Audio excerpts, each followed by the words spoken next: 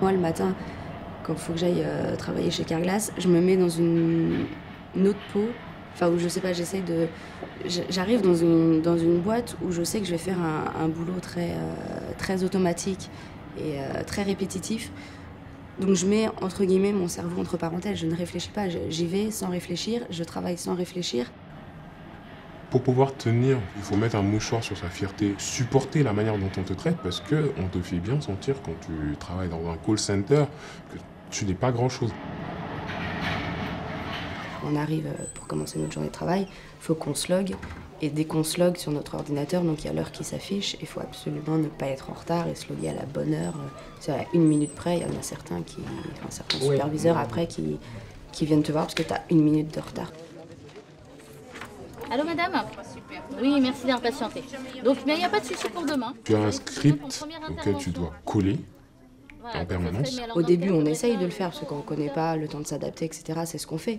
Mais je pense que tout être humain, consciemment, quand on reste 10 heures au téléphone à répondre à des clients, on ne peut pas toutes les 5 minutes répéter exactement le même speech. Enfin, on devient un robot, on devient fou, enfin, c'est pas possible.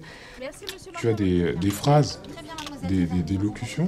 Carglass vous remercie de votre appel. C'est Carglass qui vous remercie de votre appel, je vous souhaite une excellente journée. C'est comme si tu te gommais toi-même, tu te remplaçais par Carglass, ça te ramène à ton statut de robot parlant. Je vous en prie, au revoir. Concrètement, c'est pas vraiment un travail humain dans le sens où la personne au téléphone, on la voit pas, elle ne nous voit pas. Que ce soit nous ou quelqu'un d'autre, ça revient exactement au même. Pour nous, que ce soit ce client-là ou un autre, ça revient au même. On est complètement dans un monde invisible d'anonymat total. Ça marche comme ça, donc t'arrives, tu réfléchis pas, tu fais ton boulot, t'attends la fin de ta journée, et une fois que tu sors de la boîte, tu redeviens toi.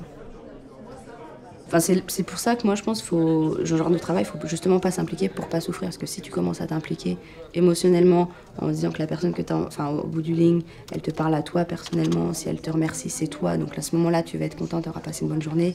Si elle t'insulte, tu vas pleurer parce que tu te sens offensé.